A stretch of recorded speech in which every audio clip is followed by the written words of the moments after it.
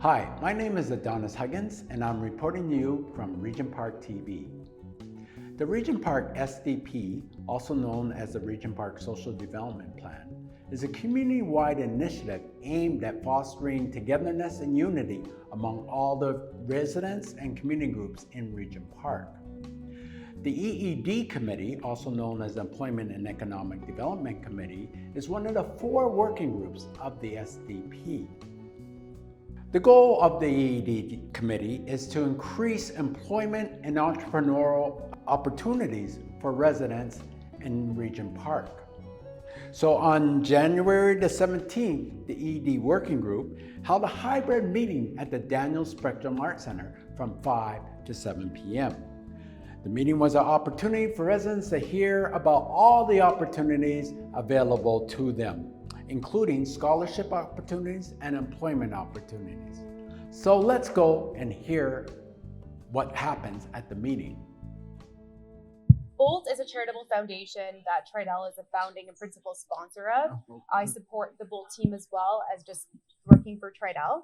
And they have a scholarship program that they launch every year. So before I go through that though, I just want to do a quick little overview of what BOLT does. So they work with youth who are 17 to 29 who are interested in construction-related careers. So their focus has to be in construction and under the age of 30. They do it through a couple of different ways. The first pathway is around creating awareness.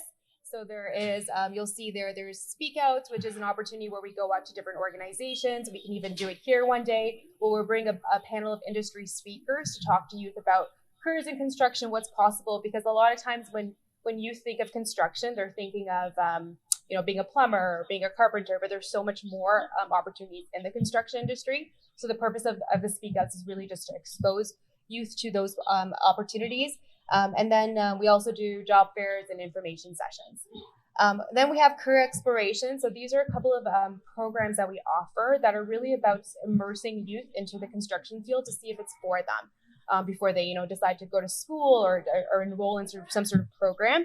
So the first one is a day of discovery. This is a day that youth will come out to a live construction site. It's actually a really cool opportunity because a lot of young people, or a lot of people in general, don't have this opportunity. Even a lot of university students that we work with have never actually been on a construction site. So it's a day for them to come on a construction site. We start at the top of the construction site and we work our way through it.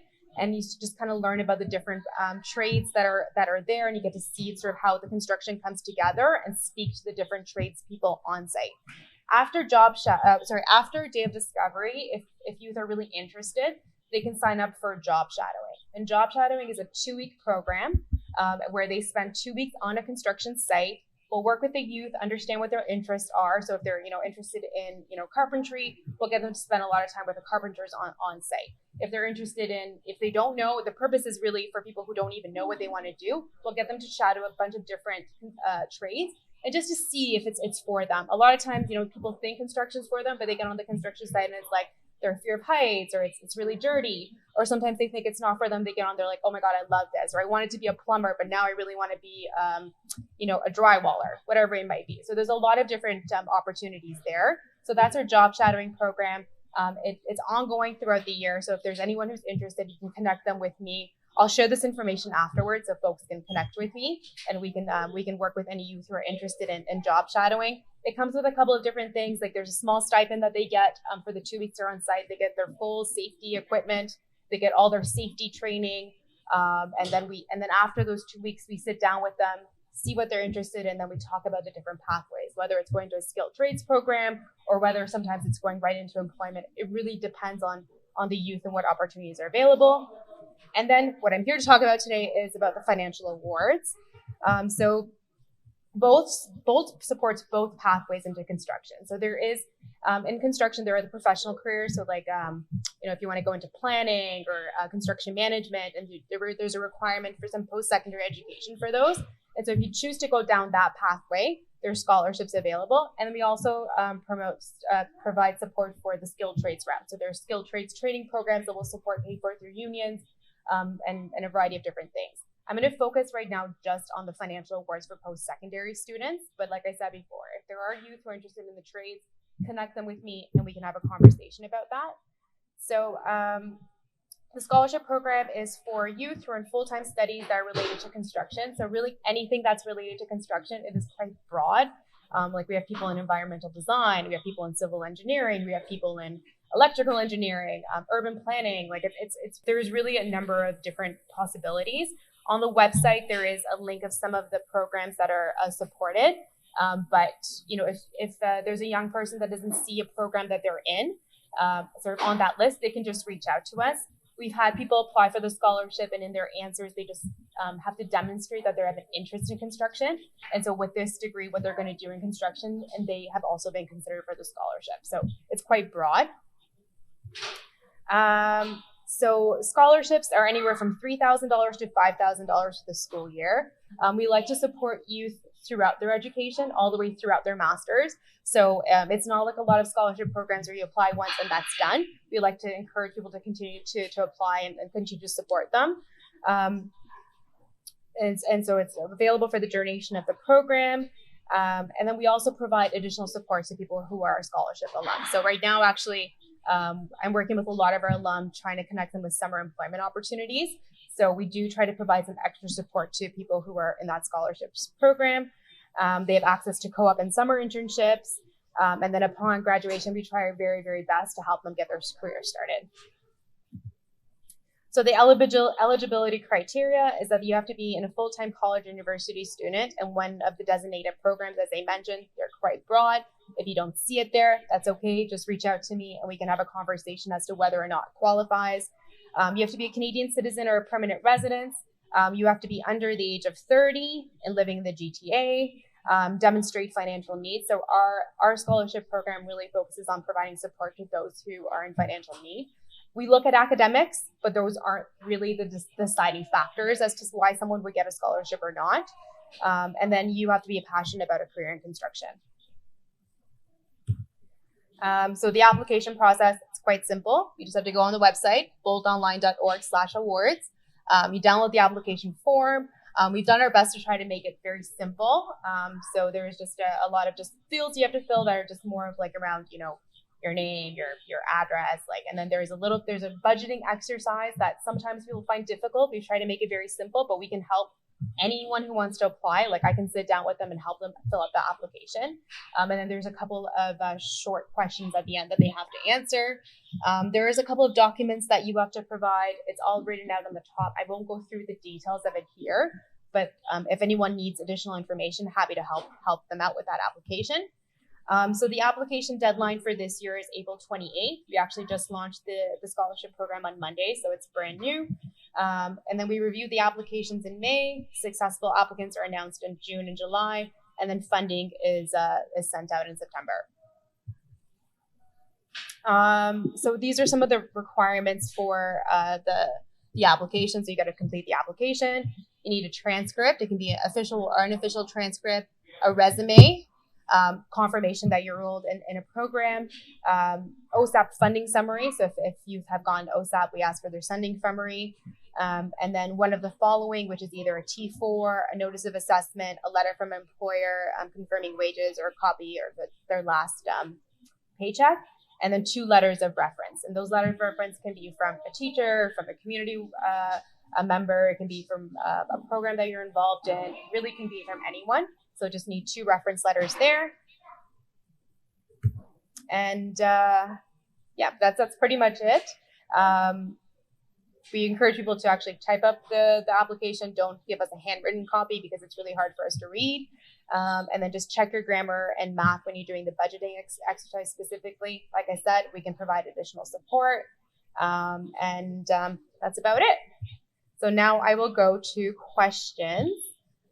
So let me start. I'll start here. Sorry, let me just go back to the Zoom because I think.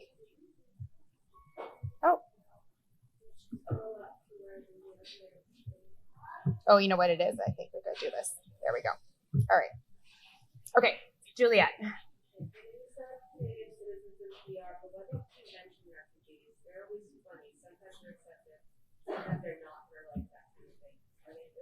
I don't believe they are, but let me confirm with you and I'll get back to you, but I don't believe they qualify under the scholarship program. Yeah, no problem. Are there any questions online?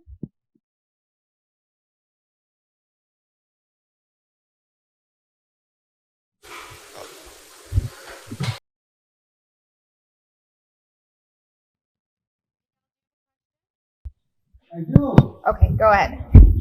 Um, this program is open for TCFC residents. It's for anybody. So TCHC residents, but you don't have to be a TCHC resident. You just have to be a young person who's in a construction program. Yeah. So it's open to anybody. Okay. Thank you. Thank you.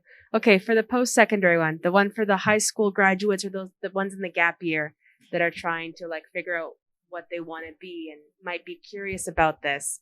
So how would that go through? I know you had on the screen for a brief second. Do you mind talking a little bit about that? I know you mentioned financial awards. The other one was your main focus for today. Yeah. So if there are any young people in the community, even if they're not young, but we'll focus on both right now. If you have any young people in the community who are interested in construction, just connect them with me, and then we'll talk about the different pathways, because it's very much tailored to the person. So there's no general answer for that, but connect them to me, and then we can discuss what they're interested in. So they might want to do job shadowing to see if it's for them. They might want to come out to a day of discovery. It really just depends on their individual situation. Perfect. Thank you for clarifying. Is there any other questions? Next one.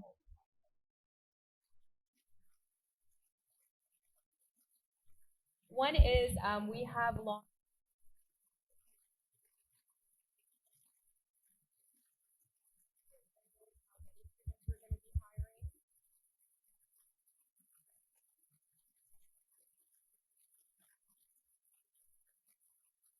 So if you have, or if you know of any young people in the community who are looking for summer jobs, I encourage them to connect with me.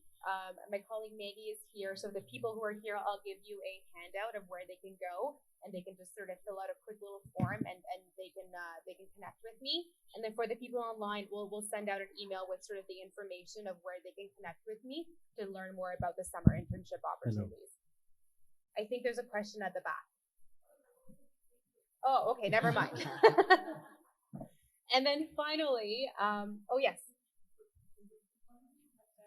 OSAP, the award for the scholarship. Yeah. I don't think it does.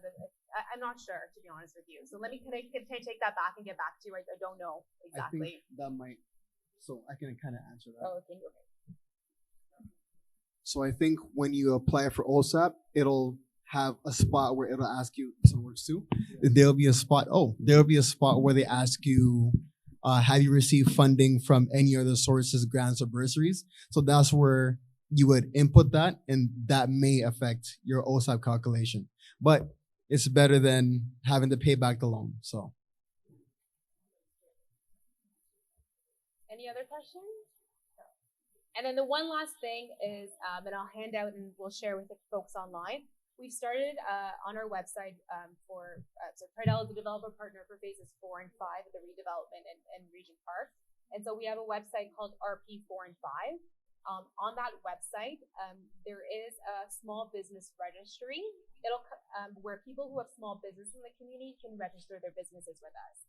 And the hope of this is so that we can have a better understanding of all the different businesses in the community, so that when we're looking to cater or let's say order flowers, whatever it may be, if there are resident-led businesses, then we can support them to do that sort of work for us instead. So I will, once again, I'll circulate that, but I just wanted to share that with your group as well. And that's it for me. So I'll pass it over to Shane, unless there's any other questions for me. Yeah. Yes, RP 4 and 5. Yeah. There we go. I'll use this mic.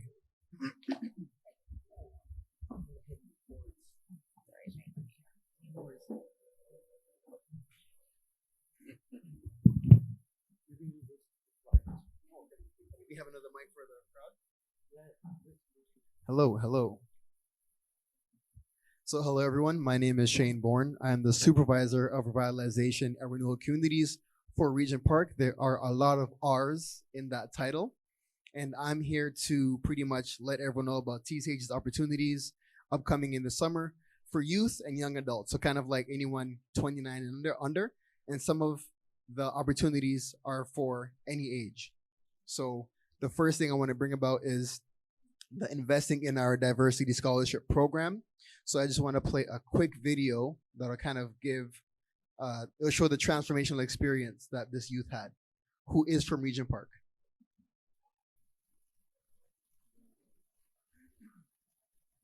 So I do want to preface my whole presentation that I have other colleagues that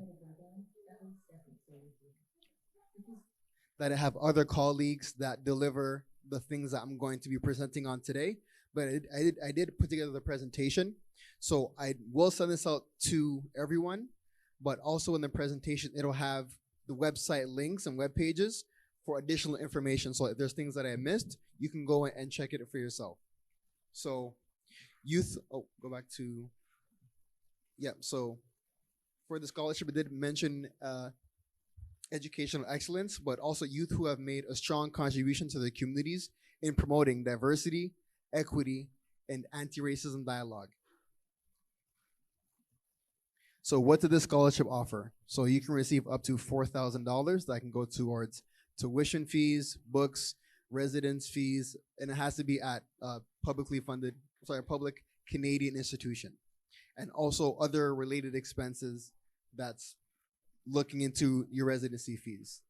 So these funds may also be applied towards the cost of a recognized trades or apprenticeship program to support a transitional year for mature students or students returning to school. So that kind of tied into your question about that transition year. So that can also they can also apply for this too.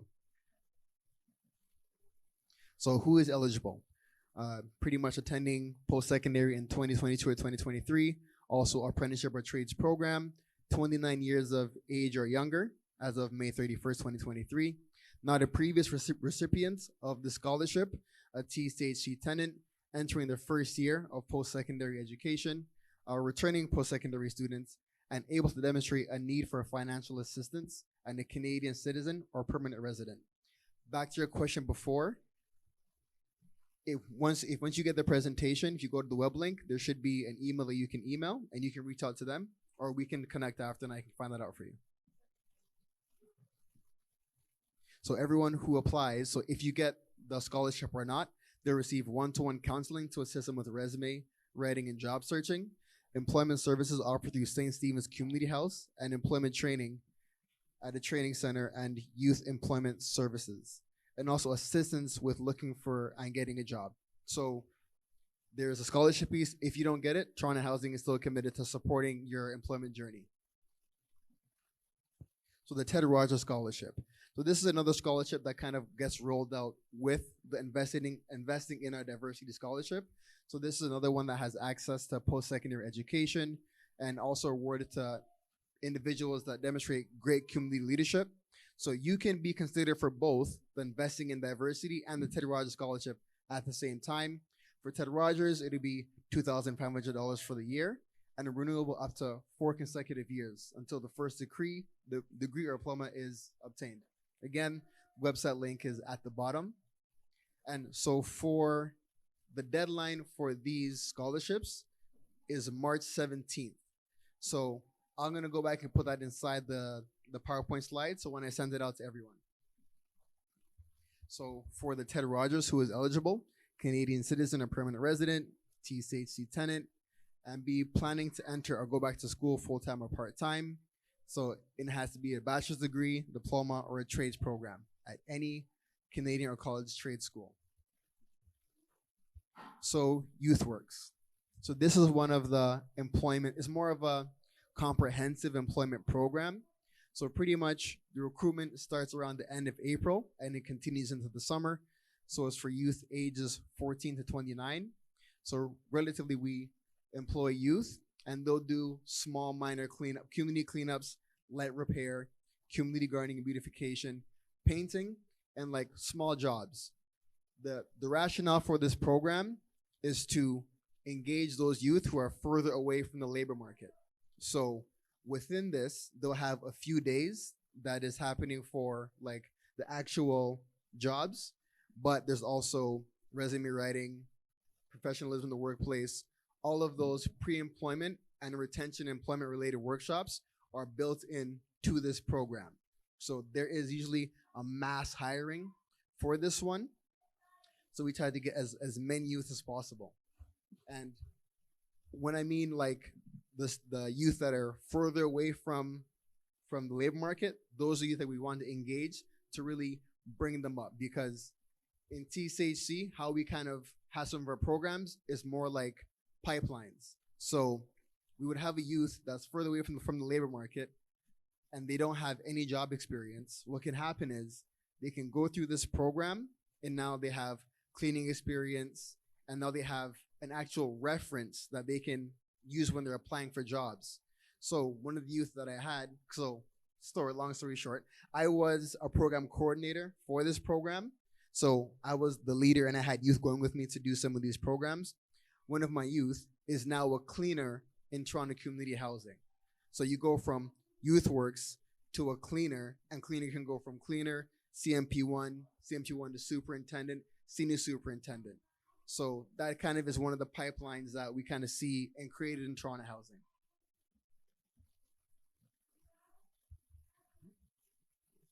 So additional summer employment. So Rookie League is it kind of serves as two purposes. It's a summer camp opportunity for TCHC youth, and then it's also an employment program for youth who are of like older youth, so who are in the final years of high school or post-secondary. So long story short, it's just a summer program. They'll have youth from, I think, they're around 6 to 12 years of age, and they'll be going through, like they'll have certain days to play baseball and they'll go through other like workshops and exercises. Those are summer camp. So another story, I actually worked in Rookie League. So when after my internship in Toronto Housing, I became a senior program leader for Rookie League, and then I became a coordinator for Youth Works, and then I just kept kind of getting a new job almost every other year in Toronto Housing. But we also have Kickstart and Midnight Basketball. So there are programs that are centered around sports, but the main thing I want to flag is for these positions, there's usually hirings for 3 positions. There's a program coordinator, a senior program leader, and a junior program leader. So another pipeline is like you're at a younger age, not that much experience in the workforce, you apply for the junior program leader. The junior program leaders are supervised by the senior program leaders. Senior program leaders are then supervised by the program coordinators, and they'll oversee several teams of senior program leaders. So that's kind of like how our programs are built. And then within that, just within that itself, is a straight pipeline of going from junior to senior to program coordinator. And then from there, you can branch off into Toronto Housing further. And then the B Build brand, aka B3, so that start date is in February. That one is an entrepreneurship pitch contest. So you'll attend some workshops and you'll kind of create your business plan and your pitch, but it'll be there'll be a financial awards for the first, second, and third winners. And go back to that one more second. So the Midnight Basketball posting and Kickstart posting, those are currently posted, but the deadline isn't there yet. So I'm going to update the PowerPoint slides. So that is an opportunity that is available right now. So for more information, I also put a link into our TCHC Child and Youth Getting Involved webpage. And also we do send out a lot of these communications through our Talk Regent Park email, and how to sign up, as Asal was saying, the RP for Empire website is right there. So you can kind of subscribe through that means. One thing I forgot to put was TCHC's internship program also. So I don't have the dates on it because I think we're looking to add another cohort, but pretty much they'll have rounds of internship programs. So one for summer, one for spring, one for fall. I think they're looking at trying to add one more, but pretty much this is another paid pipeline for TCHC youth and adults that are in post-secondary or leaving post-secondary to get into Toronto Housing or to build just more work experience. So my team personally, my office is at 530 Dundas Street East. Like my team takes on an actual intern, like I think every cohort. I'm new, but so I've been through 2 rounds of interns that we've had. I've taken one on recently, and the other one I let my development team take them on, but they were both Regent Park youth that we took on. So any questions for me? They got Rashida, Juliet, and then my question is about regarding the eligibility thing. 2 questions. One, even though you're TCAC, there's like a barrier. You have to be Black, right? And you have to be identify yourself as a Black. Otherwise, you can't eligible. There's a lot of programs available. Is there anything like that? Or that's my first question. And the second is, do you have to be does it specifically have to be in construction field, or it could be any field? Okay. So there's two questions here. So I think for the TCHC ones, there isn't, like, it doesn't say anything about race. It's just as long as you're a TCHC tenant. And also, so I've never been a TCHC tenant, and I still applied for those jobs. So the jobs are open to everyone, but I know there's priority given to TCHC tenants because that's where our mandate is, and we want our tenants to succeed.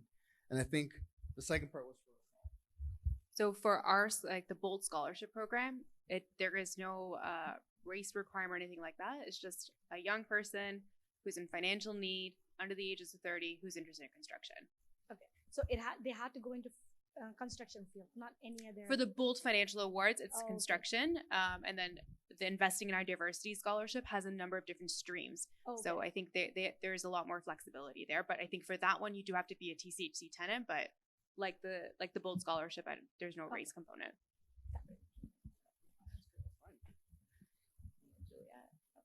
Okay, so you kind of sort of already answered some of my questions. As you mentioned, you yourself were not a TCHC tenant, but you were still able to apply. How about Cabbagetown or like little neighborhoods just outside, like Moss Park and so forth, if the youth in that area, they also can apply? so say Moss Park, that's a TCHC community also. So for the employment opportunities, anyone in the city can apply for them. Okay.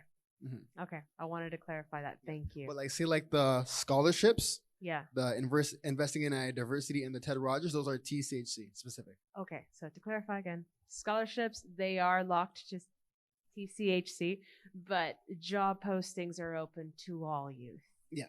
Perfect. Thank you.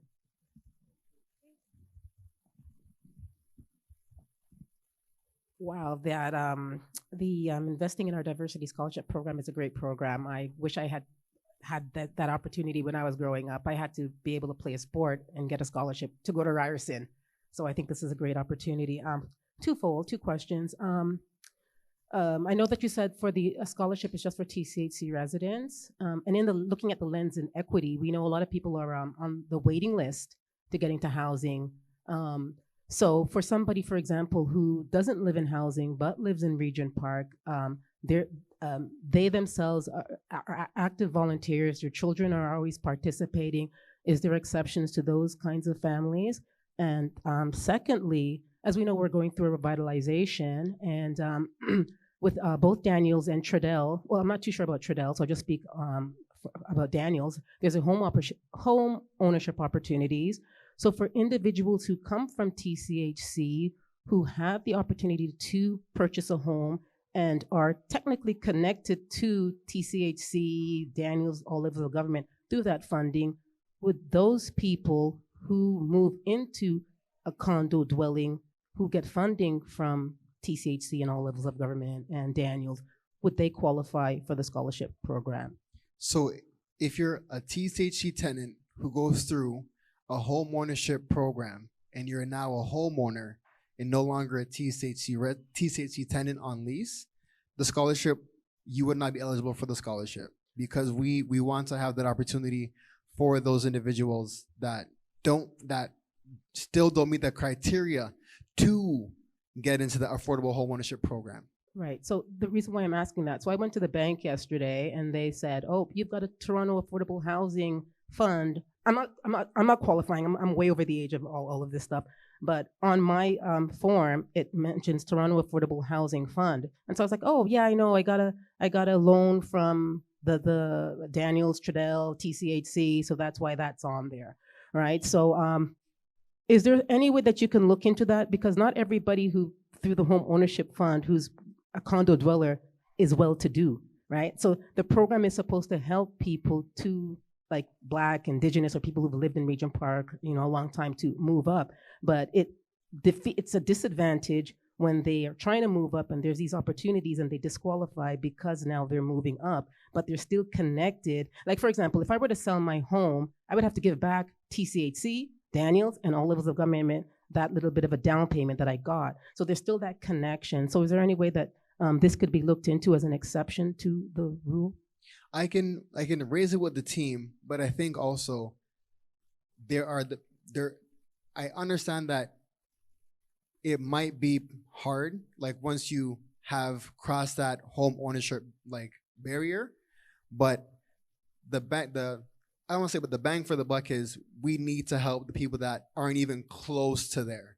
So it's like we're taking funding from like an individual who has made it to a point where they can own a home, and not so that one scholarship is now being taken away from someone who wasn't even close to that direly needs that bridge, that help up.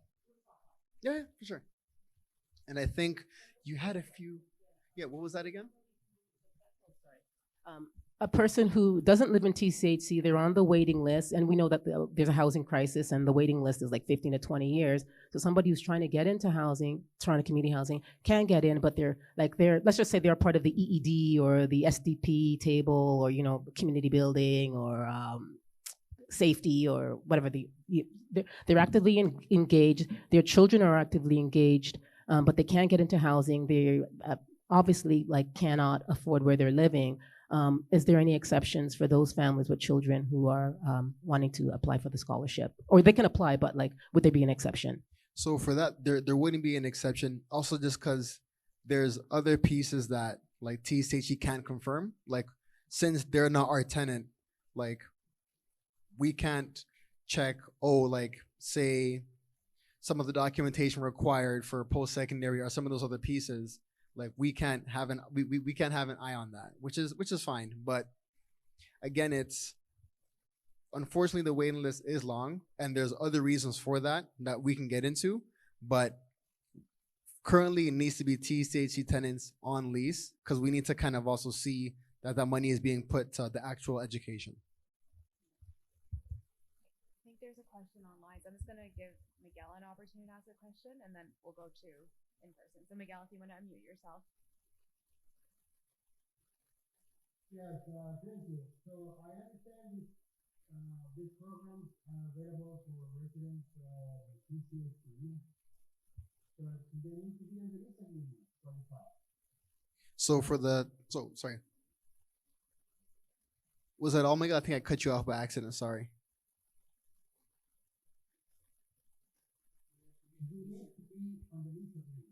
Okay, so in terms of the scholarships, yes, they would have to be on lease. But as I said, for the job opportunities, those are open to everyone in the city, TCHE tenant or non-TCHE tenant.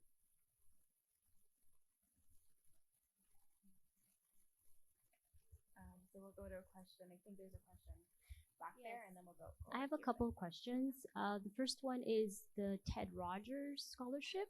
You said it was $2,500. Yeah. For every year. Yeah, so every year, I think you can reapply every year for it. So you need to reapply every year. For the Ted Rogers, yes, I believe so. And that's for all studies and areas, or I think we can go back to the eligibility. Just I don't want to say anything incorrect.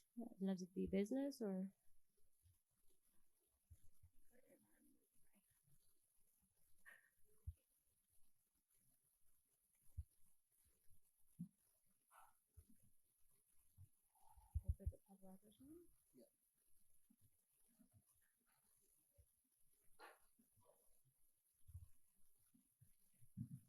So it's 2,500 and it's renewable up to 4 consecutive years until you obtain your first degree or diploma. So say I'm coming out of high school, or I'm an older adult that's kind of transitioning. So I can apply for this scholarship every year for the 4 year until I complete my degree, or 2 years for the diploma. Okay. And that there's no I don't have to be in construction or anything. It's any field. Okay, any field, right. I guess I would just ask, why is the amount 2,500? Because to me, it seems kind of low, especially when the some of the programs are really The tuition is just really crazy. So I don't know if you have an answer for that. It's just, I guess, maybe more of a comment. Like, I understand investing in diversity, but you're talking about Ted Rogers, and it's like, you know, they don't even give us like Wi-Fi. Like, what they give us like $10 a month and like really slow internet for housing residents. I'm like, they owe us, you know, like, just saying. Sorry. The second one is the summer jobs. I don't know if you've covered that. You probably haven't. But it would Tridel, maybe not so much for housing, but does Tridel apply for the wage subsidy? I know. Okay. So I was just, I guess, where I have the mic, I guess moving forward, it would be really nice to have a list of all the nonprofit organizations, like the service providers. I know the TNG applies. I think it's around, like January, February. And then we post those in like April, May, June. And then the summer jobs start in July and go until the end of August. So I guess just moving forward, if the network, the table could share, the summer jobs postings so that residents can apply for those jobs at nonprofit. I don't know how many businesses. I don't really know of any businesses that apply in our area, but just kind of a heads up. Thanks. Yeah, like for Tridel, we have our own like summer internship program, but we don't apply for the wage subsidies for it, if that's the specific question. Sorry, how much is that for the internship? Is that minimum wage starting, or? It depends. It depends on how many years, or if when students return, it goes up. I think it's in around minimum wage. I don't know if it's exactly minimum wage, but it's in around minimum wage. And then every year you come back, you get an increase. Just a follow-up question. When can we apply for these Rogers, the Ted Rogers thing? Like, because this is the first time I'm hearing it. It's open right now. It's open right now? Yeah, and deadline is March. I think I said March 17th. Okay. So can you guys share that information with me so I can share with... I'm going to share the whole PowerPoint. Okay, thanks.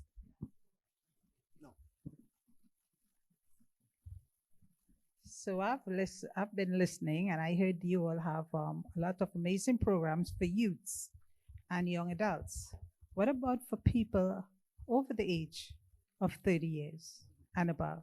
Is there anything available for people like us? So I think the Ted Rogers one. I think that scholarship might be, there's no age limit on it. And in terms of the Youth Works program, I had, when I was a coordinator, I had a staff reporting to me that was 36. The TCAC internship, there's no age limit on it also.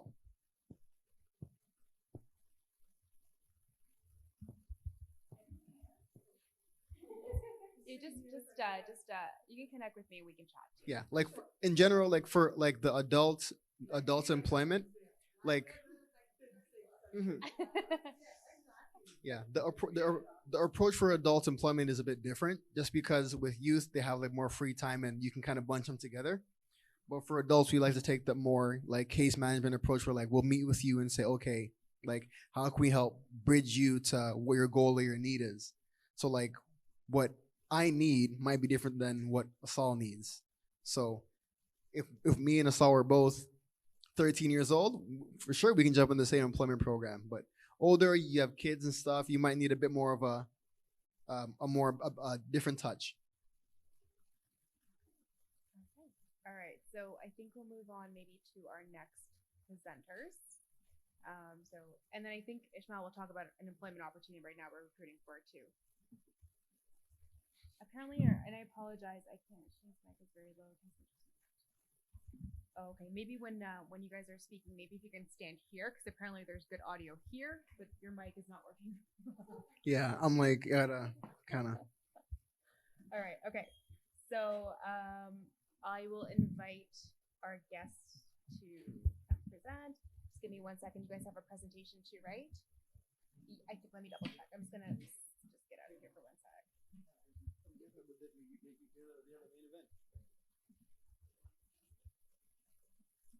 Don't have it. Sorry. Here, I think if you. So,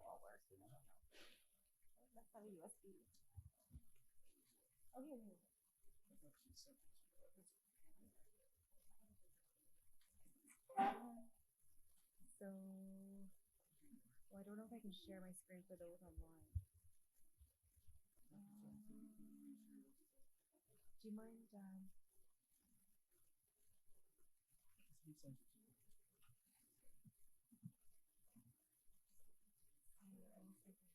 you're only have you have $6, right?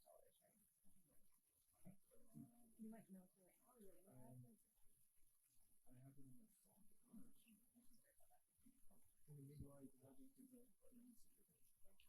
Ishmael, do you want to present first while we set up for the next one?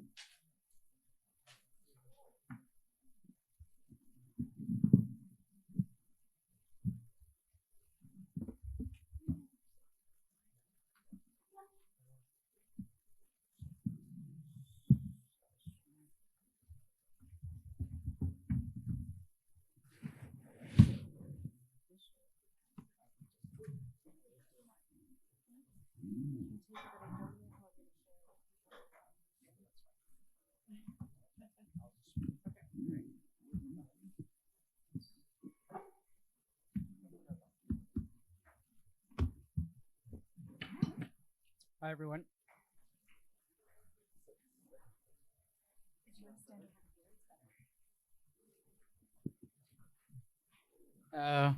This is good. Okay. Hi, everyone. My name is Ismail Afrah. I am a community coordinator for a grassroots group called Access to Recreation. Access to Recreation is a grassroots group made out of moms in the neighborhood who are trying to make the aquatic community center and the athletic grounds more accessible to community. And I've been hired to, does that work? And I've been hired through them to work with the community, to engage, to advocate on behalf of the community. So we have a fabulous program that we've partnered with Parks, Forestry, and Recreation. This is a division of the city. They're responsible for the community center, the athletic ground, the aquatic center. And this partnership is, it's called the Building Skills Through Recreation. It's a youth program, and the idea is any youth who's interested in working with the city of Toronto, they're able to, through this program, get support in terms of resume, cover letter, interview prep, and all the certifications that they need in order to land a job with the city. So if they're interested in becoming a coach, if they're interested in becoming a swim instructor, a lifeguard, any job that's opened through the city, if any of those they're interested in, all the certifications are for free, and they get support through me. So what I do is I would register them, and the city of Toronto would connect with them, and they would go through certification. So there's a special event that's happening the 21st and the 22nd here in Regent Park. So a cohort of young people have already registered. So thanks to partnerships with the Dixon Hall, Pathways to Education, Healing as One, and Jarvis High School, we've been able to recruit about 30 young people in the program currently. I'm still looking to connect with young people. So if you know any young person between the ages of 14 and 29, please connect with me. And these are seasonal opportunities that come throughout the year. About 9,000 young people are hired throughout the year. And these opportunities come during the winter, the fall, the summer, and all the seasons throughout the year. And the great thing about the program,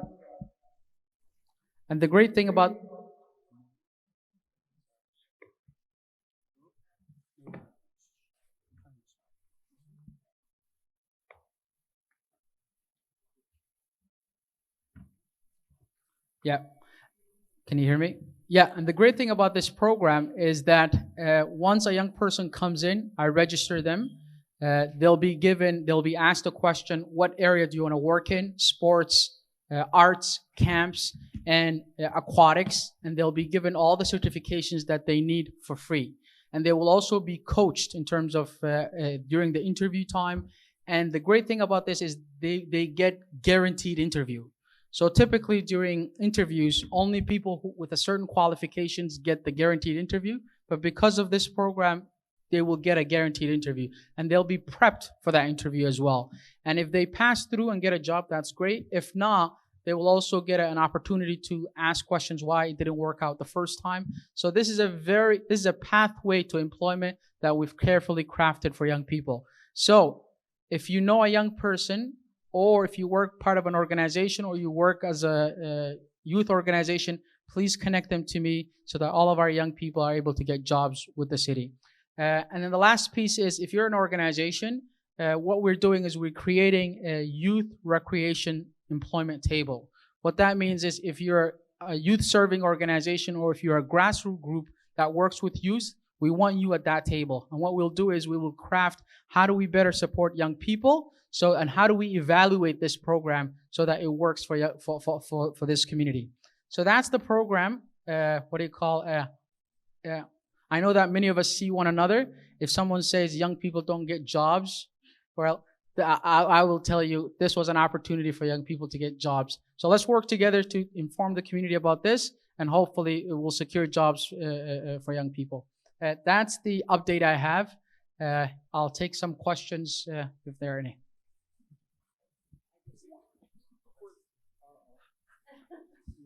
Oh, wait. There should be another mic. I'm pretty good at it. No worries. Everyone here? Awesome. Oh, hello. Thank you. That helps. Awesome. Okay, so question in regards to that. For example, lifeguard. You need your bronze cross. You need your, oh my God, what's the acronym? NLSCH, something like that, to pass, just to be a lifeguard. And then the assistant lifeguard, I think the youngest of the age is 14. And then you need at least bronze star to get in there. Will that be all covered in regards to this program? Yes, everything will be covered by the program for free. Okay, perfect. I guess my question now is, does this period have like a start and an end date, like cycles? Like I know you said all year round, but I'm very familiar with these programs that usually cycle from 1 month, and then 3 months later it stops and then starts again. Yes. So the big cycles are the winter cycle. The winter, they want to prepare for all the activities that are happening in winter, and then the summer. Those are the big hiring cycles. Any months? So usually we prepare 3 months before the big event. Okay. So right now they're preparing for the summer. Okay. And on March break. So right now there are sessions that are being held in January and February to help prepare for summer hirings.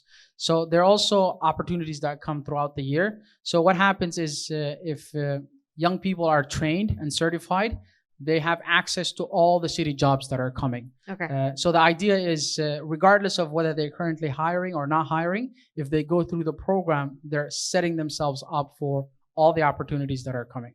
And to clarify, even when the hiring processes started, they can still apply and start the training, even though they're missing the big hiring period. Correct? So luckily, this program, we because it's a partnership with the Access to Recreation, we get our timings are our own scheduling. Okay. So we get to create. So this is not like open sessions. Okay. So they do have open sessions, but these are crafted by us. So we get to set the timing as well. So if I get enough, at minimum, I need 10 young people to as a cohort in order to start the program. So luckily, let's say in February, I find 10 young people. I'm able to set them up for sessions that will support them. And the big question here, is it like area locked, like only Regent Park, only Cabbagetown, only So whatever? luckily, our group is our vision is starting from Regent Park. So we Okay. understand that Regent Park is a mixed community. Our local neighborhoods are also intermixed with us. So we're open to anybody from the downtown east. But I particularly work very closely with Regent Park. So most of the bulk of our young people are coming from Regent Park, but we're not limited to Regent Park. Perfect. Thank you. That's all me.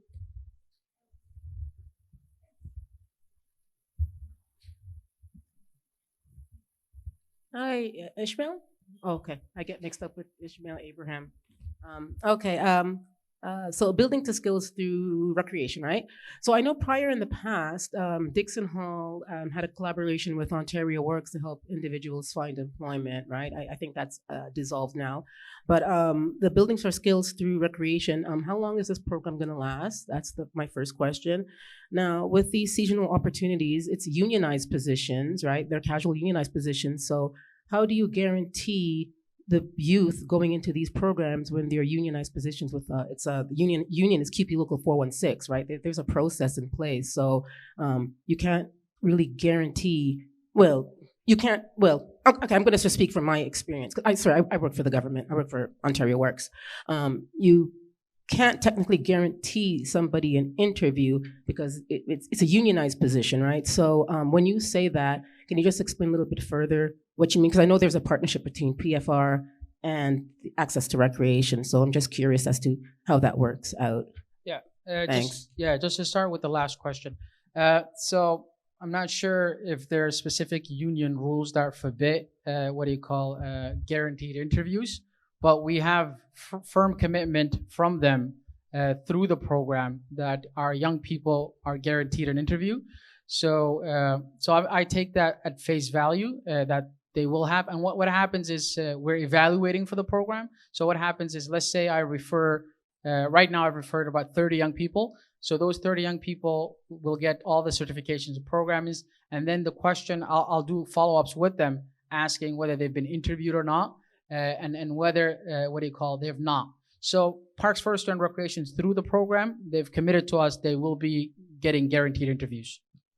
Oh, that's you can't really use that language, guaranteed interviews, because so to answer your question, because I work for the city and I was a union steward and a duty officer for QP Local 79, but PFR is under Local 416.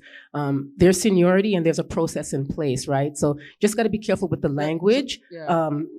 Nothing is guaranteed, right? But you can assist for an individual to get an interview and to get employment, but you can't guarantee 100% an interview, because if you do that, then that's a discriminatory. Yeah, I'll leave that to them, why they've chosen to tell us that it's a guaranteed interview. So that's the deal. I'm telling you, as a City of Toronto employee who's worked for the union. Listen to me. I'm trying to educate you a little bit. But I don't want to debate whether. I'm not. Sorry. Listen to me, please. I'm just trying to educate you a little bit from my standpoint, because we also used to help people to get employment, and there are steps under our collective agreement. So that I'll just leave it at that. Thank you. That's fine. But the reason why I say guaranteed interviews, that's one of the perks of the program. So we've negotiated with Parks Forestry and Recreation and their manager and their staff. This is a commitment from them. Now, whether that's legally accurate, I leave that to them, but that's what the program is about. So that's why one of the confidence of the program is our young people get prioritized and they're able to secure jobs and they're given advantages. And so yeah. No, it's not the job. Yeah, so the guarantee is not a job, right? So it's just an interview, so they cannot get the job. That's what I'm just trying to get. That's just one thing, because being a part of the union myself, there's no guarantee on a job. So you can interview as many people as you want. If there's one person doing the interview for that group of people, doesn't mean they can get a job. So I think the guarantee is the interview, but not the job. Yes. So, I don't know what. I think we can find that out. But I think when a manager tells me,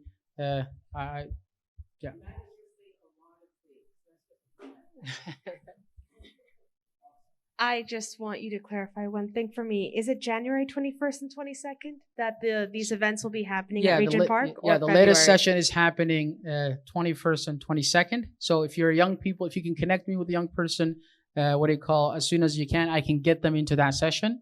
However, if they don't make it to that session, we'll prepare them for another session that we will schedule. And what's the time? Is it the whole day? Is it the morning? It's 2 days full. Yes. Okay. So they'll get what it's like to work for Parks Forestry and Recreation, some of the rules, and the 22nd they'll actually register them into their systems so that they can start applying.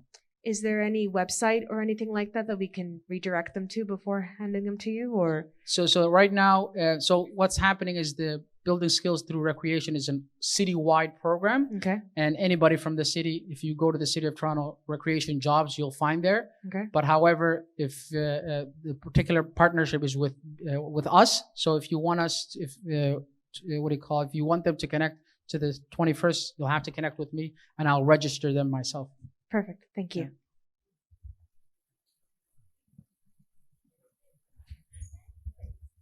Yes, this weekend, yeah.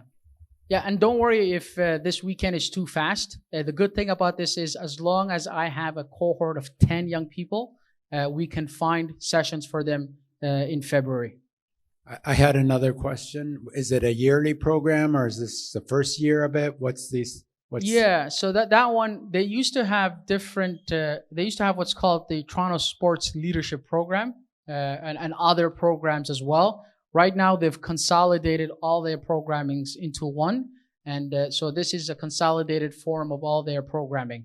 And this is the first year that they're running that. Yes, it'll continue, yes. Yeah. Online.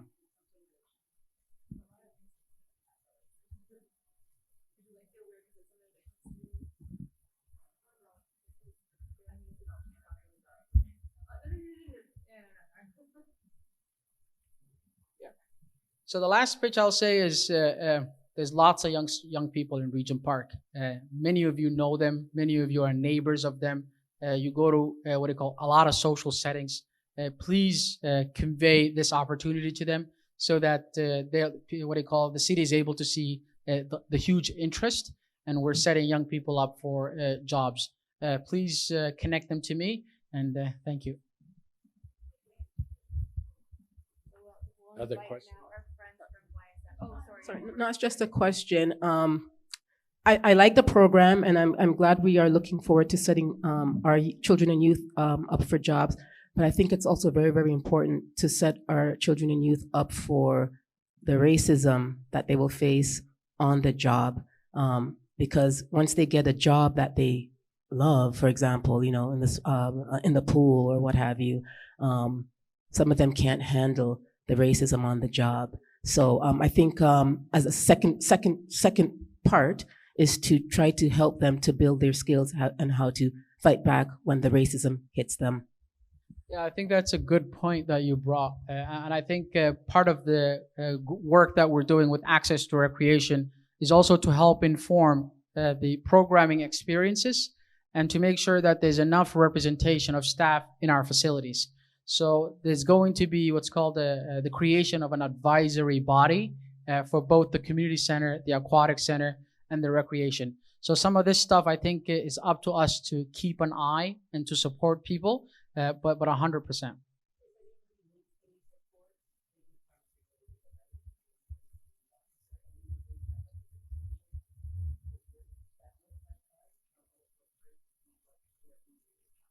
Yeah.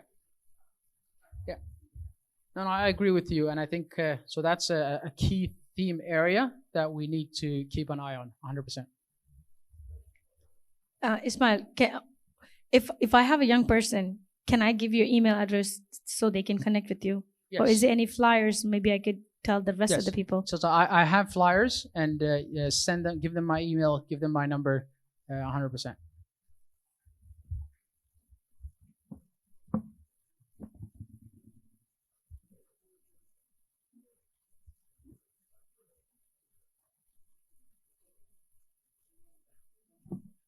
Good evening, everyone. My name is Aikina, and we are here from Yonge Street Mission. So a little bit about the role that I do. I'm the outreach and intake worker. So basically, I connect with other community service providers to build partnerships in order to better support our community. And I also go out into the community and recruit participants for our programs. This is Glenn. He can introduce himself. Hi, my name is Glenn, and we definitely are really excited about what's happening and what you guys are talking about, because what you're offering is what we need for our guys. And I'm coming to you. I got something for you too. Definitely just we're excited to be here because every program that you guys are mentioning really works with our guys. So Aikin is going to go ahead and present first, and then I'll come on and talk about one specific program. Thank you, Glenn. So just to start off, a little bit about us. We have been around for 126 years. We are a wraparound community service provider working with individuals, young adults, adults, families, to end chronic poverty. Okay, perfect. So, oh, sorry.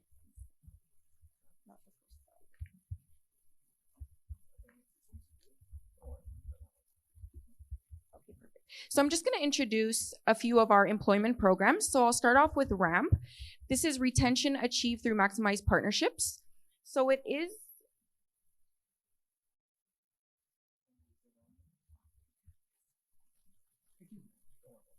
okay, so this is a program for individuals who are employment ready. They will receive some training with YSM, and then they will be supported in the employment community. So they will receive assistance seeking and obtaining employment, as well as receive support throughout the program. We also have Opportunities Fund, which is very similar to RAMP. This is specifically for individuals who have been diagnosed or self-identify as being impacted by mental health.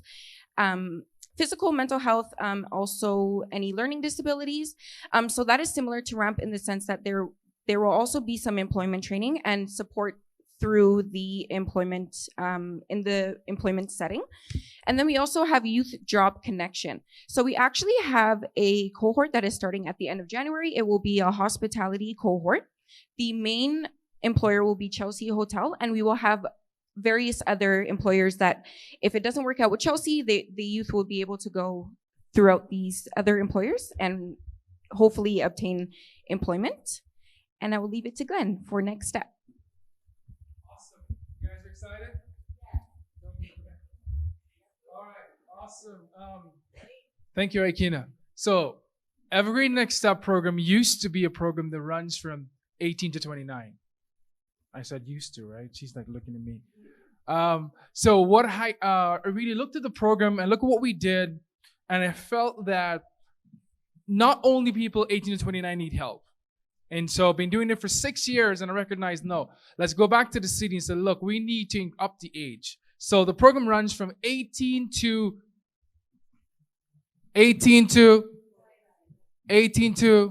whatever.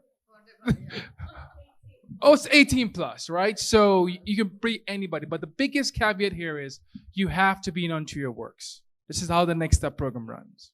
So what is the Next Step program? It's a 5-week program. Right now we're doing it virtually. So it means that you can roll out of bed, no makeup, don't brush your teeth. You can be in the program. All right? So again, coming back, the only caveat is you have to be in Ontario Works and be willing to show up 5 weeks in a row, 9 to 12, only 3 hours. Virtually a day, minus Saturdays and Sundays. Sounds like a party, right? So you get the chance. So how we've planned this program is around your life. You have 3 hours. Okay, let's say you have the kid, put them on the bus. Program starts at 9 o'clock. 9 to 12, you're done.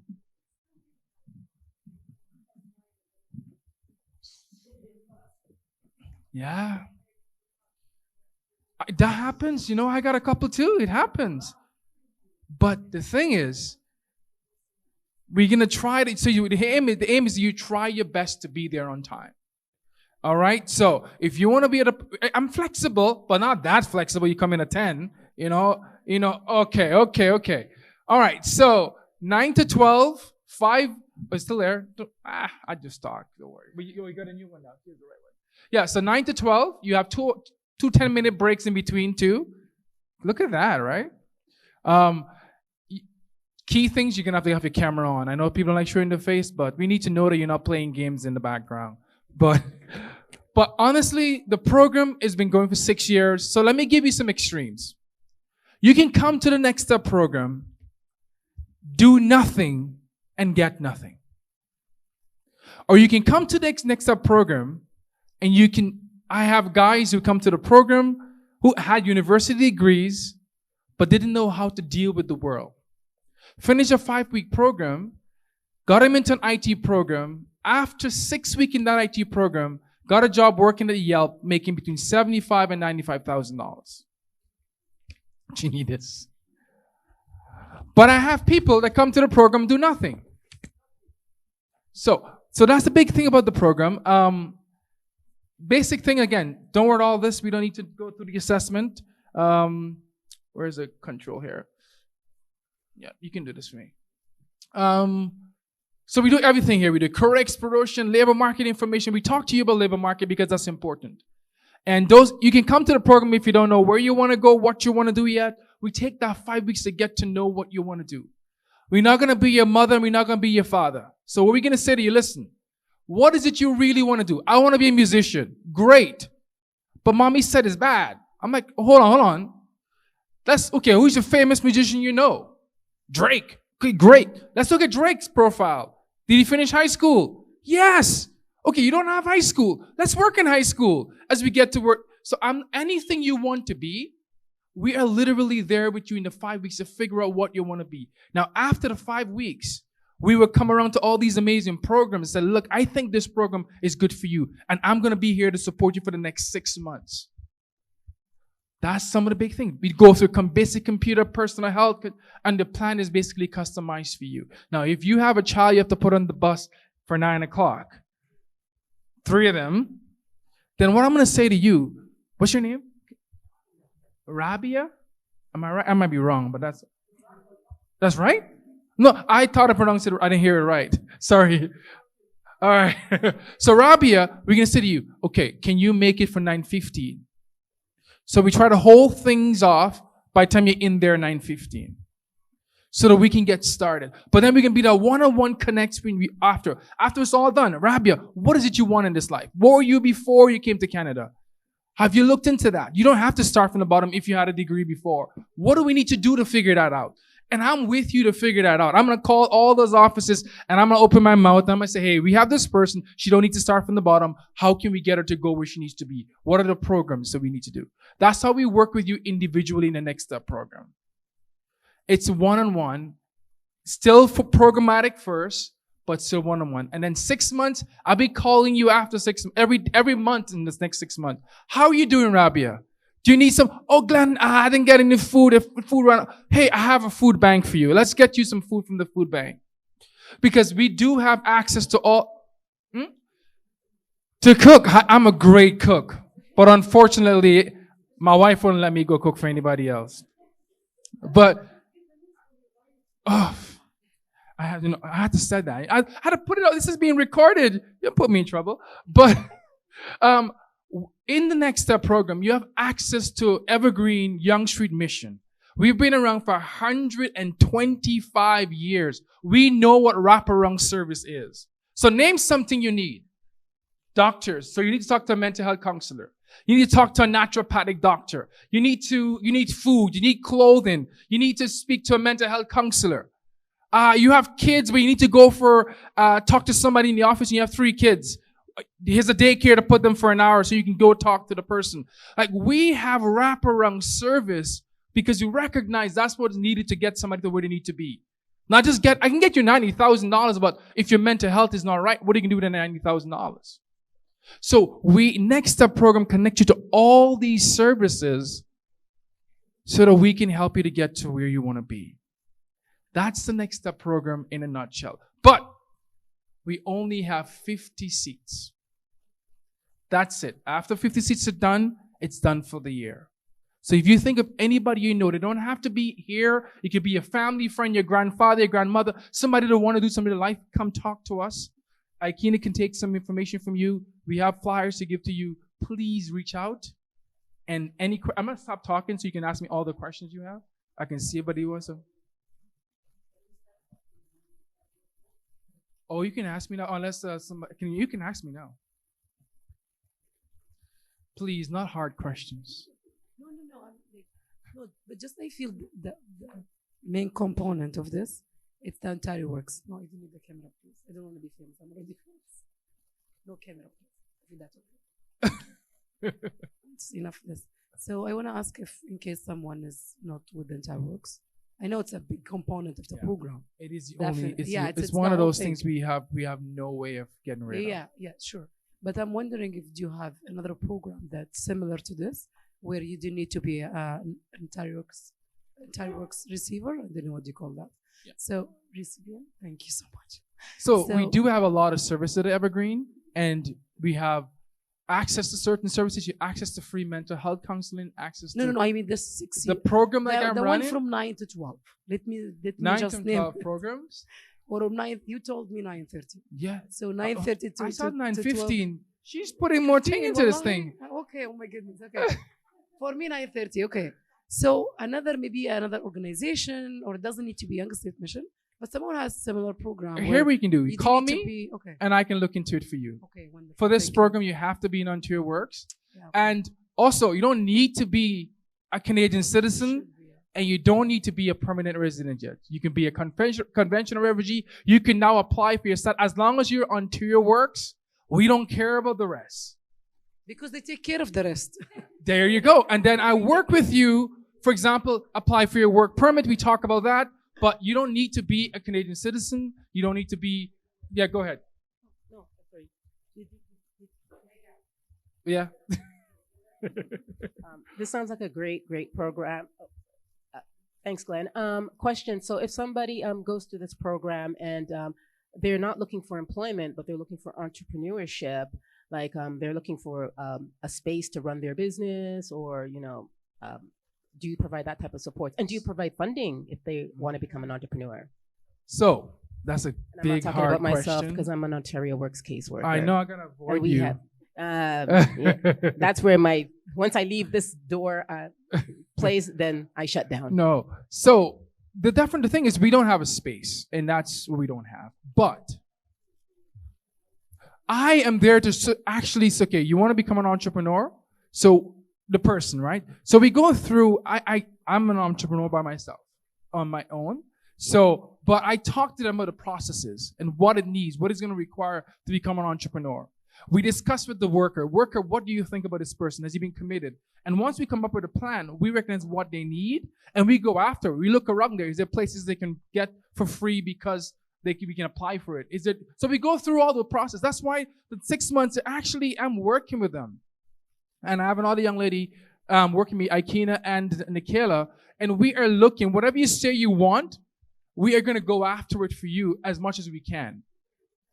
Wherever, Young Street Mission have been around forever, right? But if you think there's something in Regent Park you want to be a part of, we approach the person and say, hey, we have a young man, this is a business, he has an idea. But again, commitment is important, right? You got to commit to what you're doing.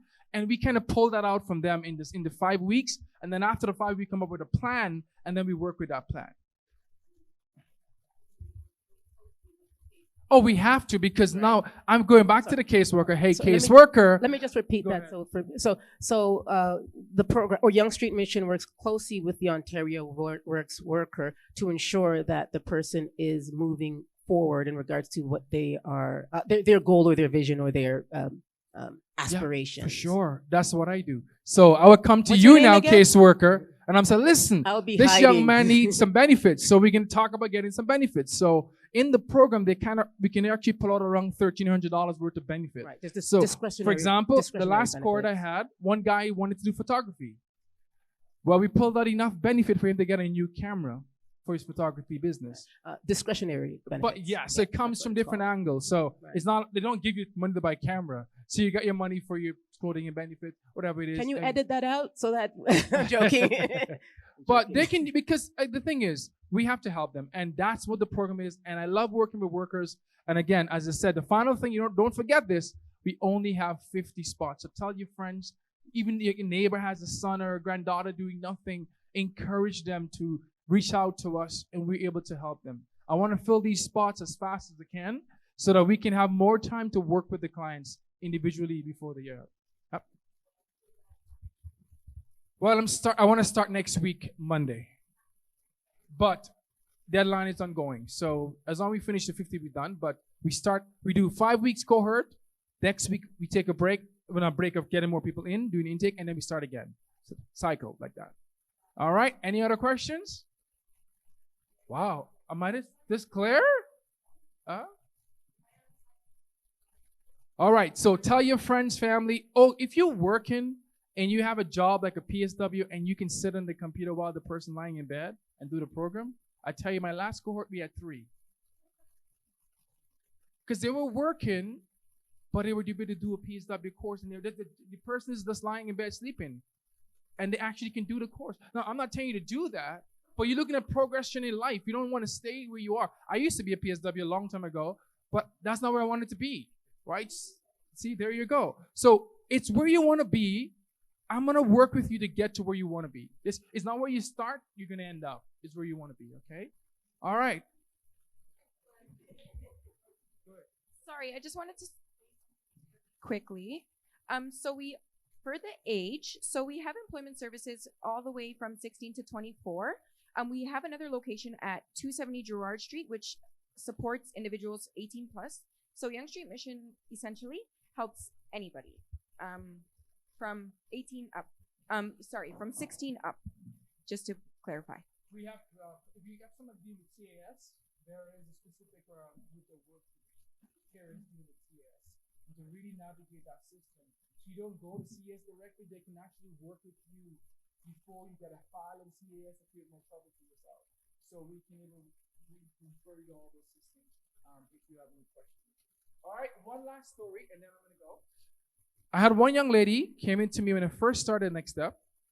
She had a lot of mental health problems, came into us in a ball. You know what a ball looks like? Someone like emotionally locked in a ball.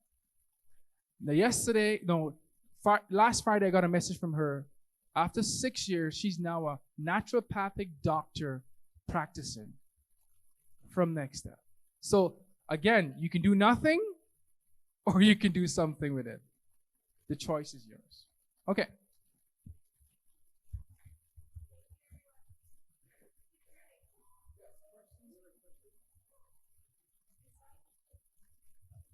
Besides Ontario Works funding, does the program also provide funding, like outside of and above the discretionary benefits that Ontario Works would provide? So funding primarily comes from Ontario Works, but as I said, as the person moves through YSM with all the other programs we have, they're funded in those programs. Like we have a program called the RAM program. So let's say they got a job, and that job is like entry level, and they need a couple more certifications to get up in that job. The RAM program would now work with them to get those certifications so they can move up.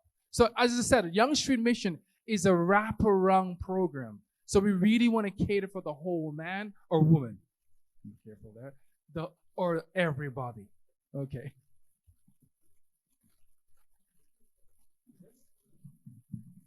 So I think we're going to move on to our friend Ishmael again, who's going to talk about the workforce integrator position.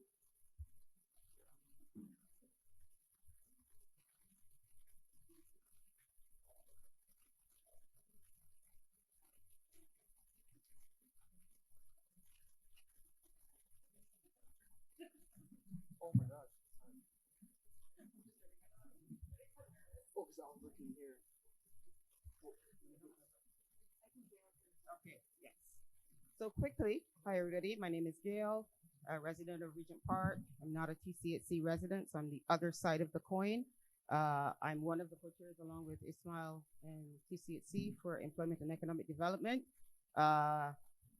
So my update is related to the Women's Entrepreneur Group. There is a market fund that CSI was able to secure to support women who thought of opening up the cafe space a bit more, or opening it up and selling some stuff out of it. I think we came to loggerheads in terms of how the program should be structured. So one of the proposals, and that's been sent in email, we can go with the program as is with the support of Regent Park, of CSI, or as a group of women get together and decide how you would like to make that program work. That leaves about $16,000 to $20,000 to allow you to run the program. So that includes the rent, insurance, and all the pieces that you would need. If you want to hire someone, you could think about how that would look, how that person would be able to support you. So that's the update, but it's also going to come out in email to all of EED. So anybody that wants to get involved or even wants to take over the program, to bring it to fruition, you're more than welcome to do so. That is an opportunity available. Any questions that I can answer? Yes, no, maybe? Okay. And the other thing is, I'm an entrepreneur myself, and one of the things that I'm going to be doing is hiring a couple people. So the criteria is 16 to 29. Again, this is through the Ontario government, so it's 16 to 29 with a disability, Black identified, woman identified, could be in a graduate program or not, but that's kind of the criteria. And the jobs are focused around administration, marketing, and logistics. Really and truly, I would say forever. I wish I could. Let's see if we can do forever. As we get the funding, we'll do it, but certainly throughout the summer and definitely starting in the next couple weeks.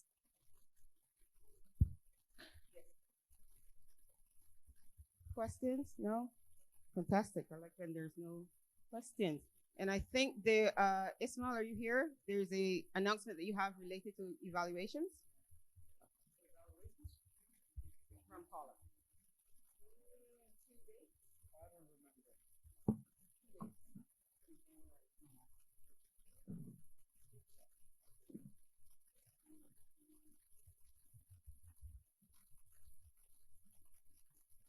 Okay, so this is why you shouldn't be part of every committee, because you have to remember a lot of things. Okay, so this information is from the Evaluations and Benchmark Committee.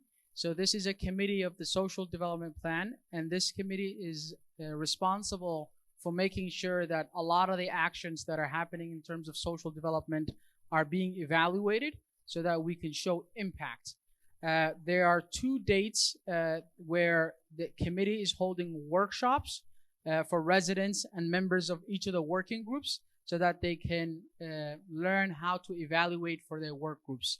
So this, for our work group, the Employment and Economic Development, we need a team of from this working group to go to those workshops so that they can evaluate this table's effectiveness. If you're also interested in just learning about evaluation and building your capacity, you're also welcome to attend those workshops. The workshop dates are January 26th and February 9th. If you're interested, please connect with me or Gail, and we'll make sure to sign you up and send you details for those workshops. Also, if you're interested in representing this table, in evaluating for this table, please let us know so that, you'll be working closely with this table's leadership to make sure that the Employment and Economic Development Work Group is able to measure our own impact. As many of you know, there's lots of investments that are being put into social development in this neighborhood, and we want to be able to make sure that those investments are being adequately used and that we're making impactful progress. So if you're interested in becoming part of the EED's evaluation team, please let me know or Gail know so that you're able to work closely with us to measure this table. I believe that's the information for the evaluation work group.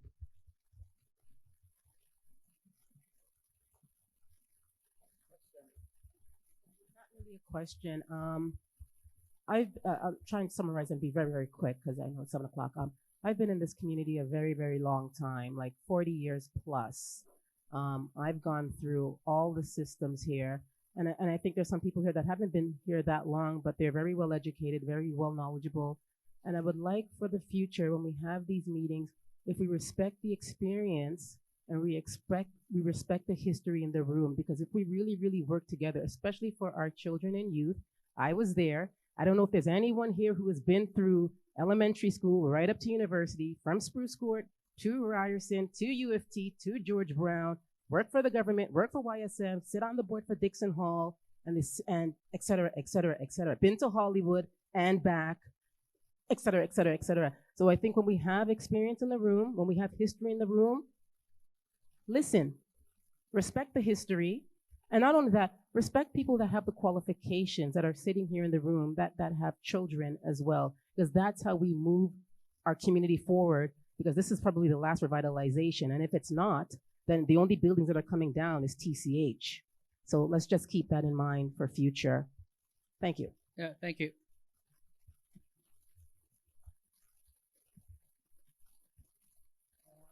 So I think I have another announcement. I'm not sure if I'm part of the agenda, but for now, the announcement is this table, the Employment and Economic Development table, is looking to hire what's called a workforce integrator.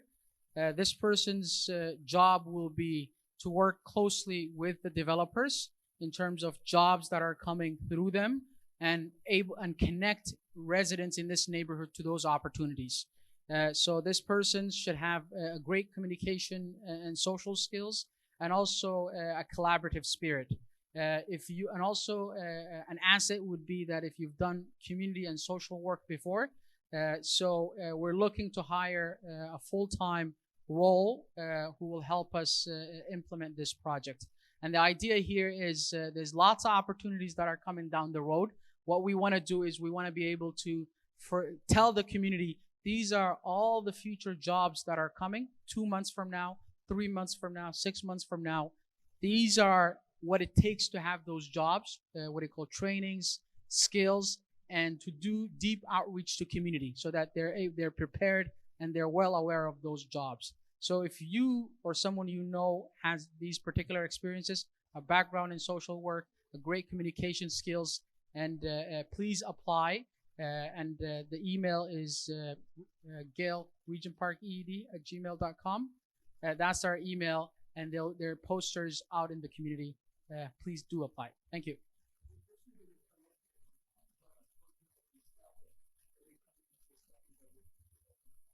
So luckily, this is a grant that we've applied through Metcalf Foundation. And the idea is we want to test out what's called a connected community model. So it's about 8 months long. So it's workforce development that's new. So what we're doing is we don't want to start from scratch.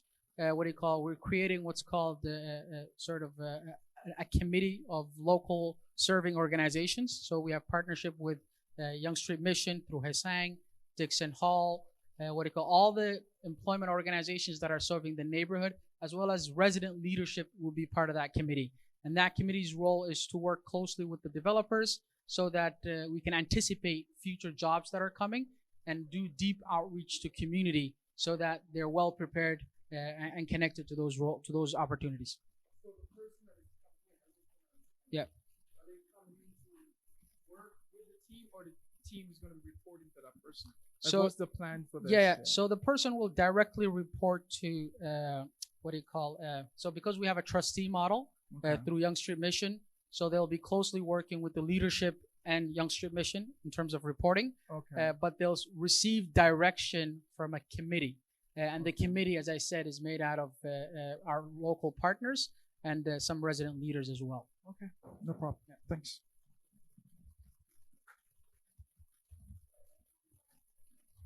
So yes, thank you. I think you have a good eye on this. So we're extending the deadline to 2 more weeks, so that more Regent Park residents and people in the neighborhood are able to apply. So please use your networks, friends and families, to tell them about the opportunity. And I think some of the research we find is that people in the neighborhood, they doubt themselves in terms of they say, for instance, I can do 70% of what's in the job description. I need to be 100%. It's like, don't second guess yourself. If you have the broader qualifications, do apply, and and you might be the successful candidate.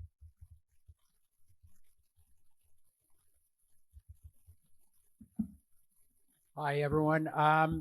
So I'm Adonis Huggins. I'm from the Regent Park TV, and I just want to say that tonight's meeting, if you miss anything or you want to repeat anything, it will be on Regent Park TV, which is a YouTube channel that serves Regent Park. And we try to put as many meetings like this and meetings from the SDP and community meetings on there as well. So it's a great wealth of information. And I really encourage you to subscribe to the Regent Park TV channel on YouTube, and therefore you will get updates on when the latest posting happens. And it's a good source of information. But if you want to see what happened today, it will be on there in a couple of days. Okay?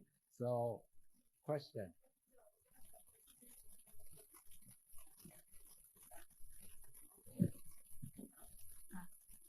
Hi, everyone. My name's Christina. I'm from Cafe Zuzu, which is literally like right next door. I just wanted to do a quick announcement with regards to job opportunities for adults, which I think a couple of people were asking about. We are having a hiring event this Friday, January 20th. It is currently full.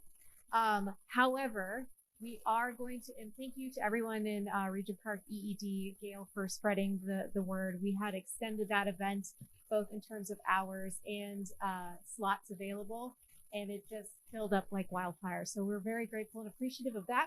We will be having another hiring event in March. However, if you would like to drop off your application, if you're interested, again, Gail distributed the Indeed link that has those 28 job postings listed there. So if you wanted to take a look at those, I'll send you the link again, Gail, just in case for recirculation.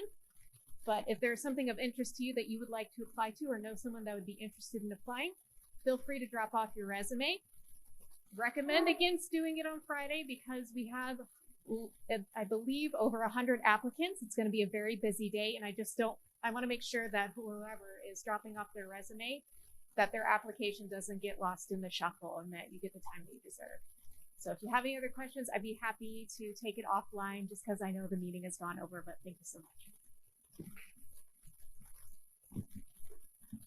Thank you. And with that, we did have an idea to do some like small workshop things around resume building and stuff, but it's kind of late and the discussion was more fruitful than we thought. So with that, I think we can come to a close unless anyone has any last comments, thoughts, poems, they want to sing a song.